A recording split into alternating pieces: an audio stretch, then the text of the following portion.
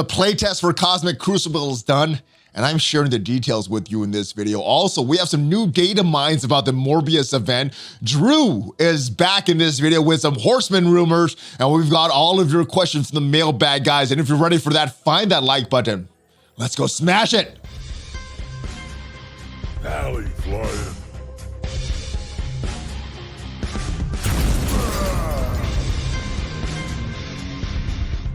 Oh yes, what is up, Valley Maniacs? I am ValleyFlyin. I hope you're having a great day. Welcome back to the ValleyFlyin channel, and we have a lot to discuss in this video. We have the details about the playtest for Cosmic Crucible. I'm sharing all that I know so far with you and giving my thoughts on this event. Also, we got some new data mines about Morbius and with some problematic leaderboards in it. We were discussing all of that stuff. Also, Drew is back. He's got some new horseman rumors, and it is Monday, so I'm answering all of your questions in the mailbag, guys. So without further ado, let's just go and talk about this Cosmic Crucible. Let's take a look at some of these screenshots that I was able to share. Now, all of this stuff in the playtest is all subject to change. This is everything I'm giving you is part of the playtest that was just completed. This may or may not be included in the final version of Cosmic Crucible, but basically, this is, you're getting victory points. You're getting victory points, and the victory points are actually tiebreakers. So each of the crucibles, let me actually move this down. Each crucible, you're gonna get several trials. These are your battles. You're gonna get a new opponent each day in the Cosmic Crucible. And each participant, at least as far as a playtest, is controlling 6 rooms. And each of these rooms have bonuses. There's global bonuses, and there's 4 rooms in the playtest that have extra bonuses. I'm gonna talk about each of the bonuses for the playtest. Now, the more rooms that you defeat than your opponent, you're gonna score more points.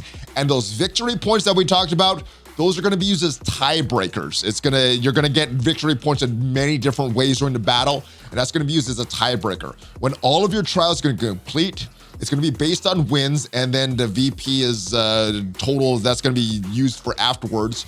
And the room bonuses, they're gonna have rules. The global and local, they're gonna change between each season, is what it said in the playtest rules there. So the season ranking is gonna be based on your Tribunal rating, and you're gonna win or lose in this points for that in each of the battles. So victory points, those are gonna be used as a tiebreaker, and some of the methods to get victory points, well, you're gonna get victory points from full clears, you're gonna get them from knockouts, you're gonna get them from attempt bonuses, you're gonna get them for healthy characters and for efficiencies. So as far as full clears, a full clear, and what that is just like in war, it's gonna be granted once you have fully cleared out your opponent's room. That's gonna be 150 victory points. Knockouts are gonna grant 5 victory points per knockout character, up to a maximum of 25 VP. A knockout is the only category of VP that is granted partially, meaning you do not need to fully clear a room to grant this bonus. The rest of the bonuses are only if you fully clear. Now, attempt bonuses,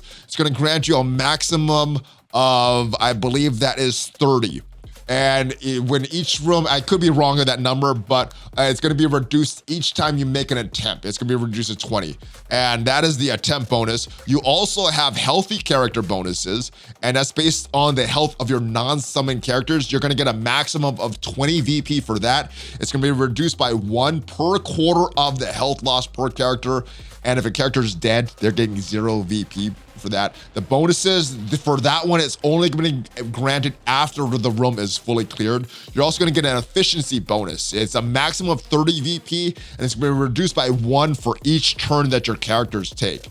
And as far as some of these bonuses here, let's take a look at the map for here. So this is some of the rooms that you need to clear. This is how the map actually looked in the playtest. So this is what it's gonna look like, and you can set your defense based on this. And this is one of the bonuses here. This is obviously a work in progress, as it says, but this one is called Slowdown. Now, each of these rooms in the playtest had this defending characters gaining 20% health and 10% damage. That is every single room. And like I said, there's 4 rooms that had these additional bonuses. This one's called Slowdown. On each character's turn, if that character has speed up, clear it, and apply 2 turns of trauma and slow. There was another one called Disassembled, and that was a stat bonuses will only work for the source character providing them. So there's some passives that say grant extra HP for all allies and stuff like that. Well, it's only going to be applied to that character that is granting that bonus. There's also one that was called time dampening, and with that effect, all speed bar increases and decreases were reduced by 100%. There was another one called defensive reversal. On each character's turn, you're gonna flip defense up, deflect, or evade on all allies. So that one gets a little weird here. And last but not least, this is the Living Tribunal looking on as the battle. This is something that was shared back with the roadmap for 2022, I think. But moving on, that is it for the Cosmic Crucible details. Let me know your thoughts on it. Similar, it is exactly what we expected, guys. It's very similar to War, a one-on-one war based on efficiency, not on timing. So the good thing about this, you don't have to be on at a certain time for this, but you do have to do these battles throughout the day. My big concern for this is where is that time coming from? Because this is a big time sink, choosing your fights, placing your teams on defense, choosing what is the right team. So hopefully this is addressed and we get some time reduced in Cosmic Crucible before this is announced. But let's go take a look at the latest data mines. Always fun to look at this stuff. So we have a calendar for Gamora, a 7-day calendar where you could also earn Mega Orbs, Gold Orbs, T2s, Legacy Orbs. Not sure if this is a newer thing or something that was older, but that was just data mine. We have info on the Living Vampire event. Looks like, at least according to data mine, starting on March 18th. And if we scroll all the way down, let's take a look at the details for this. So this seems similar to some events that we've had in the past, like Shang-Chi or Magic. Decent rewards for these kind of events. But the problem with this one, we have a leaderboard again, and not sure how many shards for Morbius we're actually gonna get. So the big thing on this one is this Mystic Assassin's Orb, and that is what you're gonna use to get the shards for these characters and get more milestones as we progress. We're talking about some of these milestones. So Fangs Out milestones, you're gonna get that by spending campaign energy, not ISO 8 energy, unfortunately. Also battling it in raids. It's a 4-day milestone that's gonna earn more of those Mystic Assassin Orbs. We have another one, a Flesh and Blood milestone. This is a 4-day milestone. You're gonna earn points by winning in Blitz with any character, winning in Blitz with Spirit Slayer characters, battling in Alliance War with Dark Hunter characters, or by spending power chords. So a little bit of a disadvantage for these milestones if you're someone that's not buying these Dark Hunters before this team is announced, or if this team is released in the free-to-play means. The Living Vampire milestone, you're gonna get that by opening Mystic Assassin's Orbs. This is the big one. This is where I think a lot of the big rewards are. This is the 8-day milestone. So I think a lot of the large rewards are gonna be in this one right here.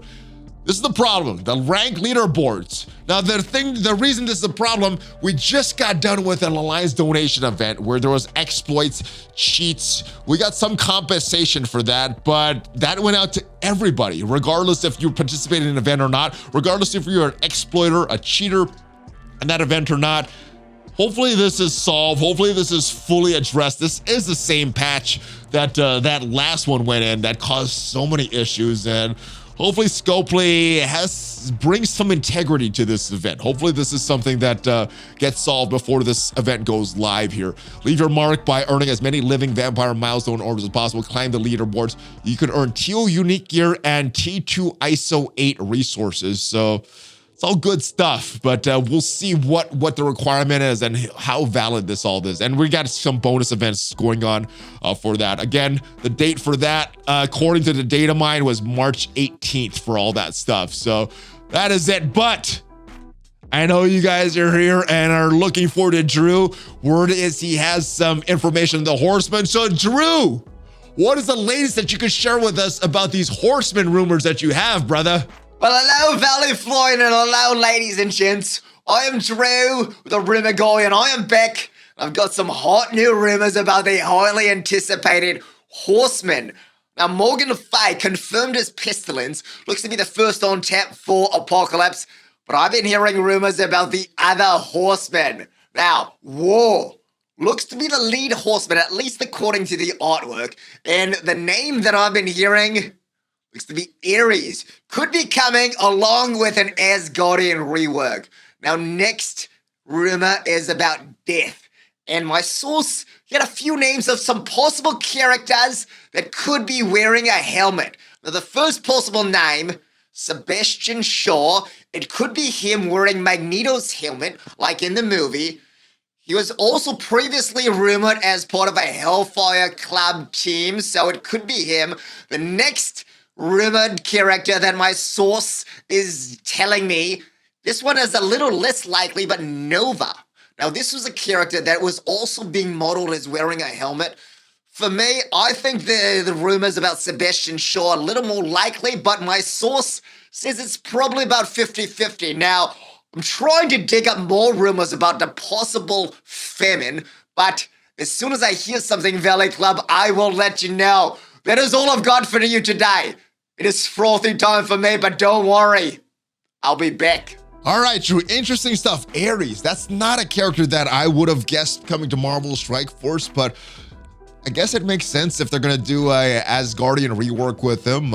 Interesting. Not a character that I would have thought with Apocalypse. And that helmet character, I know Sebastian Shaw was rumored before, so hopefully that is a character that's coming. I'm not sure what how Nova would fit in that, but yeah, that's interesting as well. And I'm looking forward to who Famine would be. Let me know your thoughts, guys. There's been rumors of Blade coming to the game, maybe as a 5th member to this Dark Hunters.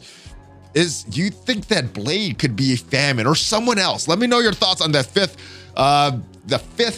horseman coming to the game. But without further ado, let's talk about the questions, your questions from the mailbag. And of course, if you're not a member of Discord and want your question potentially featured in these mailbag videos, make sure you are a member of Discord. But boom, first question. Hey, Valley, hope you're doing well. Love your content. Thank you, my brother. Since the Spider-Man No Way Home was announced, I was looking forward to having more Sinister Six characters in the game like Lizard and Sandman. When the patch to commemorate the release of No Way Home, I was excited that we got a new Spider-Verse team, but I was also disappointed that Lizard and Sandman were not added to the game since I am a Spider-Man fan in love with the Sinister Six. Instead, we got Magic and Star-Lord T'Challa. My question is, were there times where there was a patch tease, possible characters coming to MSF that you wanted, but turns out they are not?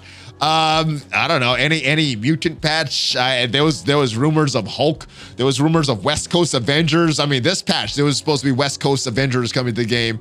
Yeah, there's a lot of times, and we get some odd characters like a Swarm or someone like that. Some characters I never heard of. Echo, I never heard of that character before the Hawkeye TV show. So some of these characters questionable. I never heard of Dr. Voodoo before, so this patch could be considered that for me. But yeah, let me know your thoughts, guys. Is there any patch that you guys that were looking forward to characters and the characters didn't turn out to be? I mean, how many Valentine's Day in a row did we get rumored of Gambit and Rogue coming to the game?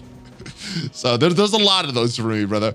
All right, do you think some of these old themes will have value in new game modes like a Symbiotes or an Axeman, or if somebody brings to the game like a Hela who summons? I feel like it's so bad that he seems brought to 700k that I only use in Blitz. Yeah, that's kind of how these hero collector games work. As some of these older characters that were strong at one time and older teams that were strong at one time get power crept by the newer teams because the devs want to sell us the newest and latest and greatest teams and characters. So that's just kind of how these games go. Hopefully there'll be more use for these characters down the road, but as it stands, I think Blitz is the only place that you could reliably use these characters, reliably use your whole roster instead. Because with War, you have a certain amount of teams that you can place on defense. There's a certain amount of teams that you're going to use 12 attacks on offense. I think there's 8 teams on it might have went up to 10, but there's a certain amount of defense, certain amount of offense. So yeah, you're not using your entire roster in War. Arena is only 5 characters. You're not using your entire roster in raids. And Cosmic Crucible, I was thinking that would be a mode that we would use our entire rosters, but as the playtest just ended, there's only 6 teams on defense, so not using your entire roster there either. So I think once these teams go out of the meta, we either have to hope that they get reworked or they're just turning into a blitz team, unfortunately, brother. With the announcement of Scourge events as unlocks for the legendary horsemen and no mention of star requirements, is this a way for Scopely to avoid having to make required teams like Web Warriors and Dark Hunters farmable before the event? It could be. That was the tinfoil hat theory. The flip side of that, though, is if this is correct, and this are the requirements for these Scourge events, the only requirements listed here are the gear tiers. So they're not making all these characters farmable. They're not giving us shards for characters like Magic. They're reducing the shards that we got for Scarlet Spider and Echo and characters like this. But I guess the flip side of that is they're stronger. They're usable at these lower star levels. And if we don't need them for legendary unlocks, I guess it's not the worst thing. But the bad thing of that is exactly what you mentioned. They're previously, we've had teams like Secret Avengers become farmable very quickly because of legendary requirements. I think the Asgardians got legendary, they're farmable very quickly because of their legendary requirements. So yeah, the downside is that if they're not required for legendaries, then maybe we're not getting them farmable as soon as we want. So it could be. But it's a double-edged sword in my opinion, because now we don't need the stars. We want the stars, and unfortunately, who knows how long it's gonna take. I mean, we've got one character farmable per month for the past 3 or 4 months now, and that doesn't feel good. All right, next question. I wrote to you about getting stuck at 13% loading in the past. You advised me that it may be my device or internet connection. I'm here to say that is 100% false. I have a newer device, an iPhone 12. I have 1 gig fiber internet connection. It's definitely on MSF's end. They need to fix their stuff.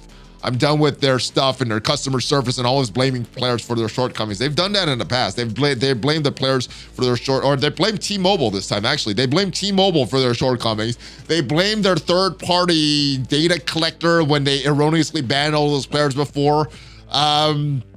Yeah, so now I guess it's the player's device's fault if your phone isn't large enough. So I don't know why they have issues. I don't even know if Scopely knows why they have issues, because if they did, I would have think they would have solved these issues by now, but obviously they have not. So who knows? Hopefully they fix it soon, because players that play the game want to actually play the game, not get stuck at that 13% loading, have constant crashes or this kind of stuff. So hopefully they solve it, make the game playable for everybody, not just certain people. But yes, get your stuff together, Scopely. Come on, make this game playable, make it stable so that players can play this without worrying about issues or having to put this on low graphics mode in order to play this. It's just it's trash, and it hasn't been addressed enough. It needs to be addressed. So Scopely, come on, fix this game. And Bill Roseman, come on, get involved. This is affecting the Marvel brand here. If this game is constantly crashing, we're getting exploits and all that stuff. Next time you get a chance to talk to the devs, make sure you ask them why they lied about Google Points. So I thought they lied with the introducing the web store, but at least according to the recent conversations in the Envoy chat, they're still working on the Google Points, getting that returned. The latest communication, I think it was either from today or yesterday, is that the web store had no reason. It wasn't tied to the removal of the Google Play Store. So the web store is its own thing. The Google Points is its own thing, and just the timing was very weird that one got removed while the other one came up. Now, my bigger question is, what is a bigger value? Using Amazon coins, if you are in a region that does accept Amazon coins, getting that up to 20% off your purchase, or collecting those UPCs in the web store and potentially getting something there? I don't know. I guess if you don't have Amazon coins or you don't have Google Points or something in your region, then the web store would probably be the best to get something if you're spending money in the game. But maybe ethically you don't want to use that, because that's giving Scopely more money and taking money from iOS or Google. I don't know. Yeah, it looks like it's coming back though. At least if what the devs are saying is accurate. Valley, I hope all is well with the launch of the web store. What are the chances MSF ends up in the same place as Fortnite? being removed from the app stores. I would say that is a low chance. If there's one thing that Scopely doesn't let anything get in the way of, it's their profits. And they may not quality test and play test a lot of stuff in the game that involves actually playing the game, but with their money, I gotta think that is what they are primarily focused on. So if there was a chance that they would get removed from the Apple or Google Play Store, from this new web store, I would think they would have had their bases covered, and they would have done that. It's very interesting that the one thing that worked perfectly in the past few releases is the web store. That thing is synced perfectly. I know some people had some issues actually logging in, and that code that switches every now and then from your game that you have to refresh and have that timed perfectly with that. But other than that thing is synced perfectly to my device and my BlueStacks and the web store and all that stuff. So yeah, it works. I think they're covering their bases with that. Hey, Valley, if all heroes in the game fought all villains in the game, who would win and why? For argument's sake, say there's equal to number on each side, they're all the same gear level. Well, we haven't had a lot of very strong villains released in the game. Doom comes to my mind, Dormammu comes to my mind, Black Order, but they're a little older team. They come to my mind as far as villains, but as far as the heroes, Eternals, very, very strong. Infinity Watch, very, very strong. The Dark Hunters look to be kind of a hybrid villain and hero team. New Warriors, very, very strong heroes. Surfer, Kestrel, Secret Avengers, all heroes look to be very strong. So I would say the heroes would win in this one. All right, yo, Valley, greetings from Corpus Christi. What is up, my friend? Can you help me understand how trauma and safeguard works? I wasn't really playing when those abilities came out. I'm noticing more and more characters are using it. Yes, so they're actually the same kind of ability, but the positive version and a negative version. So trauma is a negative effect that's applied, that if you have that negative effect, none of the negative effects that you have on your character can be removed or copied. They can't fall off naturally if there's something that's supposed to fall off by taking turns, but they can't be removed, they can't be copied with trauma, which is why it's such a good skill against those dirty, evil heroes for hire. I love that skill. And then there's Safeguard, which is a positive version of that. It's if you have that Safeguard on there, none of the positive effects on your character can be copied or removed until they naturally fall off. So that's how those work. They're pretty much the same thing, but the positive version and the negative version. Hopefully that helps, brother. But yeah, they're good skills. They're the two most recent skills that were added to the game. Valley. So if Scoponex doesn't view the exploits as such, or refers to them as issues, wouldn't the content creators be able to discuss them and share them? That is a tricky one, because content creators, especially larger ones on YouTube, I've heard did get copyright strikes in the past in different games, had their channels get strikes and all that stuff. So and had their channels banned, stuff like that. Not necessarily with Scopely and Fox Next and Boundless, but other games I've heard that happen. So it's kind of a risk, especially larger channels, for larger channels to do that. So personally, I'm not going to do that. I don't know if any of the larger content creators would do that, just because it's a big risk for the channel. But I don't see what's stopping anybody else that doesn't care about the monetization of their channel from doing that. And kind of like with some of the other things that we're talking about in this, it's a double-edged sword, because yes, the cheats are out there. Everyone has access to do these things, and the devs are aware of this, and hopefully that prompts them to fix the cheats quickly. But the flip side of that is, let's say these cheats are out there, the devs don't do anything, and the cheats are still out there. Well, then people that want to cheat, they're gonna have that advantage of cheating. And the people that just wanna play the game and just have fun, they're gonna be put at a serious disadvantage as everybody is out there cheating just to compete. And the devs aren't addressing it and aren't really punishing the cheaters. So then people that want to play this game legitimately are in this weird situation. So it's not necessarily all good or all bad by doing that stuff, but that's not something I'm going to do on my channel. But I don't think there's any anything from stopping anybody else that wants to do that there. So if there's smaller content creators or someone that wants to make a separate account, then yes, go ahead and do that. The greater majority of MSF communities using them to their advantage and levels the playing field, sort of, because I don't really want to cheat, really. Even if I know about that stuff, I don't really want to do that. But if fields are out there and the devs aren't addressing it, then I'm gonna be forced to do that just to kind of keep up if everybody is using that. So I don't know. It's not necessarily all advantage. I do want the devs to fix the problems, though. I think that's what everybody wants, right? Except for cheaters. But I want the problem fixed. So hopefully there's some other ways that devs can be aware of this and fix. Unfortunately, Scopely has shown they don't really punish cheaters and they don't really address a lot of these cheats until it comes public. So we're kind of at an impasse right here. I don't know what the best solution is for this, but yeah, Scopely, get your stuff together. That's the best solution. Scopely, get your stuff together, fix these cheats, address them, denounce them, and punish the people that cheat. That would be the best. That would be the best scenario. Hey, Valley, I have 2 questions. Has there been a word on when the Milestone 2 orb will be updated? No, they said it's gonna be a seasonal orb that's gonna rotate, but I think the last time it's rotated was a year ago, over a year ago. I mean, it's been a while. We've been through 4 seasons.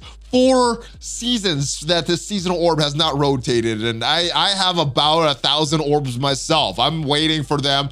I have Symbiote Spider-Man 7 stars. I have Emma Frost 7 stars, and I'm just waiting, my friends. So hopefully they do give us a new one, and maybe they just add a character in like they've done in the past instead of having to open all 1,000 of these orbs with no slider button or no way of opening more than 10 orbs at a time. I was just, yeah, hopefully they give us a slider before they switch the orb, but I would like some other characters other than Symbiote Spider-Man or Emma.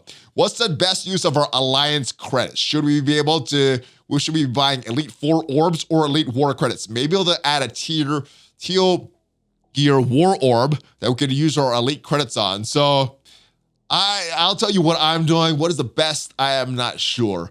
Should we buy Elite 4 credits or Elite War credits? I am buying Elite War credits right now in anticipation of a teal war orb. Now, I heard the reason that it got delayed. Of course, this is just hearsay. Scopely's not gonna ever say anything publicly or privately about this, but I heard the reason it was delayed is because the war store cheat, where you could just buy the whole war store without spending anything. So I'm using it on that.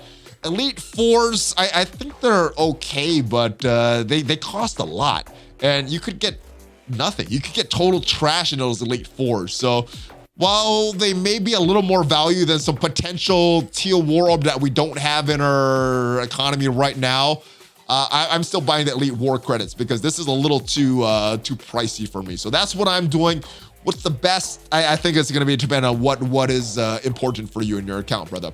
Hey, Valley, hope you and your family are doing well, my brother. Well, now back to MSF. All right. I'm someone who cares more about Arena than raids, but after reading recent blog posts, I feel like I don't need to push hard for Dormammu. I agree with you. My friend. I don't have Dormammu yet. I heard he's decent in Arena. I heard he's decent in War. And yeah, by the time I get him, there'll be a new Arena meta with Morgan Le Fay and that Darkhold team. So I feel you. And it's logical because when I unlock him Arena, the meta might have shifted towards a new horseman her team if Scope releases her team members back-to-back within 2 to 3 patches. Currently waiting on GD5 city nodes 4. Yeah, I'm actually very close to finishing the global nodes and don't have my city team ready, so I'm just going to be at a standstill where you are, my brother. I hear people are having different options at point ahead of time, but let's face it, Scopely clearly made the new arena team with 5-man squad. I hope not. It said that in a blog post, yes, but sometimes the blog posts have been inaccurate, and I'm hoping it's inaccurate about this because I think Eternals are fun. I think having a variety of metas in Arena that you could have a bunch of different teams is fun, especially with fast battles like the Eternals. I think one of the most unfun times in Arena is when it was Infinity Watch versus Infinity Watch, second only to when it was Black Order versus Black Order. Those, in my opinion, those are the two worst times in Arena as far as the meta, and I hope it's not going to be Darkhold versus Darkhold for another year or so. It's just, that would not be fun. So 99% sure it'd be a full team. Yeah, I hope the blog post was inaccurate. I don't think we have hybrids in Arena like we do now with Eternals. Yeah. Anyway, I feel like even before half the community got their hands on Dormammu, Scopely already power crept into Arena. I don't see Dormammu making him into a raid team replacing the new Warriors and two Eternals. I feel that way myself. Maybe he could be used to in War, Cosmic Crucible, and Blitz. Yeah, that's probably where you're gonna use him. You know, the Doom never really had a time to shine either. The Infinity Watch was out, and now he's kind of in the Arena meta with the Eternals and use a variety of teams or a variety of characters, but Doom never really had a time to shine either. His shine became into Doom raids because he's a tech character and he's a mystic character, so that's where he's shown. So they kind of did that with Doom, and then he got a new life with the Eternals, but yeah, it wouldn't be the first time they did this. So I think Ultimus was the only Dark Dimension character that was really worth pushing hard for because he was in the meta for a long time. But you're exactly right. My take is exactly like that. I'm probably not gonna really be rushing for Dormammu. As far as a character, I do want to complete Dark Dimension 5 just because I'm a completionist. That's something that I'm pushing for. But as far as the actual value of Dormammu, it's gotten seriously diminished since last Friday's blog post. Fun questions. What's your favorite hero entry animation? It has to be Yelena's slick new animation. Her slick new entry animation, doing her poser, going into stealth. I think that's what it is. Favorite hero's special enemy defeat animation. It used to be the Ant-Man when he got big and threw the character off the screen, but since Thanos and the Black Order, it has to be the snap. That one is really good.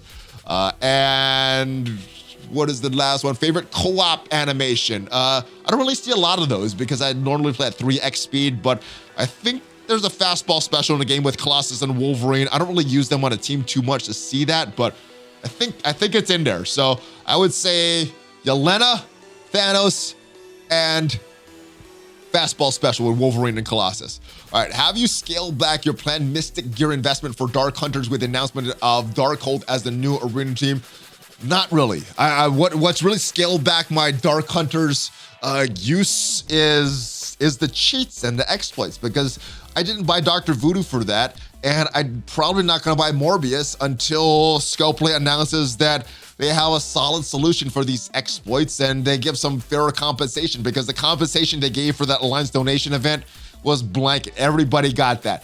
People that didn't participate in the event got that. People that cheated got that. People that participated in the event legitimately got the same exact reward. So that's really what's put a hold on my Dark Hunters investment, not a new Darkhold team. But now that the new Darkhold team is announced, maybe they're going to be going there instead of towards Icarus and Cersei and what I had planned right now for Dark Dimension 5. So yeah, I'm holding my Mystic Gear right now. Yeah, for that reason. Another question. Dark Hunters Web Warriors are required to unlock Morgan Le Fay at higher levels. Do you think the last 6 release teams will be required to unlock other 3 Horsemen, Young Avengers, Ravagers, Uncanny, Eternal, Weapon X, and New Warriors? I don't think it's going to be older teams, because I think it's less likely that Scopely has to sell these teams again if they're using these as legendary unlock for future characters. So I think it's going to be newer characters, because then they could sell those characters, get that fear of missing out from players. You know, it's like, oh, should I buy this team because it could be the next legendary unlock? So I think that's where they're going to go. That's how they've done things in the past, and a lot of times Scopely just repeats things that they've done in the past. So I think it's going to be newer teams, my brother. So I think and I hope we're safe for these teams as far as legendary unlocks. Hey Valley, why are the World Warrior milestones still tied towards Raid, Blitz, and War with the addition of RTA, Pocket Dimension, Avengers Tower, Cosmic Crucible, and Scourge events? There's a ton of time in game without any benefit. Yeah, that is with not towards objectives at least. Seriously, RTA is a requirement for daily activity, but doesn't count towards World Warriors. Instead of being able to pick which game mode you want to play in, like a fun game mode should be, you're forced to play outdated, older content so you don't screw your Alliance members out of Milestone slots. It's just like the heroes and villains missions that we have to do in those daily objectives. Older players, no reason to do those. I just go in and do 3 missions on each just to get that requirement, because there's nothing I need from the heroes missions and the villains missions. I think it's just lazy. They haven't went back and looked at these objectives in a long time. They haven't went back and looked at those achievements in a long time. I mean, how many arena battles do you need to get for 2 Hulk shards that you've unlocked at 7 stars for 3 years now?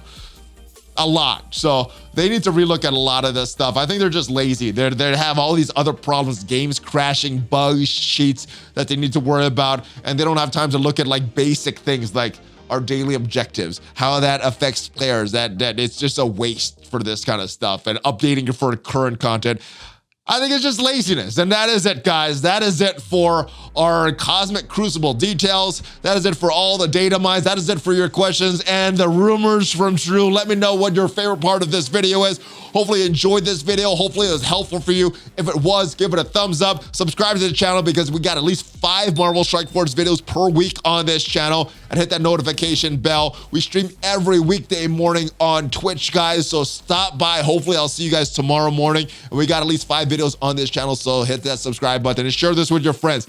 I will see you guys next time. And if you want to get your question or if you want to get your question featured in the next Monday mailbag, make sure you are a member of the Discord. The link is down below. And if you want to get the best emulator to play Marvel Strike Force on your PC, make sure you check out that link for BlueStacks, guys. Give me a Hulk fist bump before you go. Have a great rest of your day.